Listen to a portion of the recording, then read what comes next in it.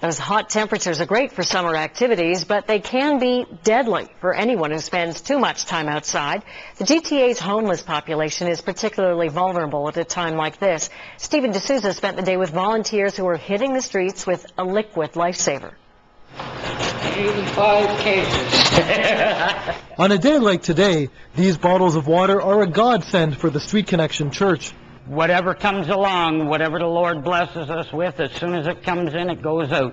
These bottles of water will become part of a meal that Pastor Lenny and his team will distribute to the homeless downtown. Having lived on the streets himself, he knows better than most how important this is. To go around and to give them a bottle of water or a little bit of food or some clothing, it means the world to them.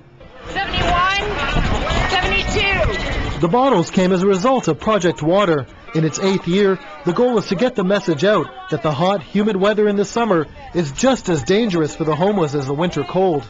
People can survive without food, but if you don't have water and you aren't hydrated, you will die. Your organs will shut down. That's how important it is. And this project definitely saves lives. More than 200,000 bottles were loaded into cars and trucks, heading to Native centers, the Salvation Army, and women's shelters. In all, more than 120 social service agencies received donations. The women who've moved out of our shelter can't often afford to buy a lot of food on their own, so they come to our shelter and we have a food bank. Toronto Public Health has the Red Cross handing out water to the homeless during these heat alerts, but say dehydration can hit anyone.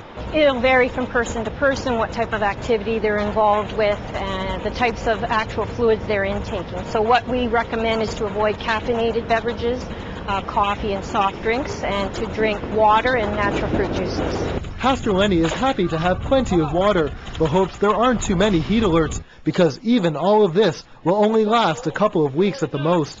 Stephen D'Souza, CBC News, Toronto.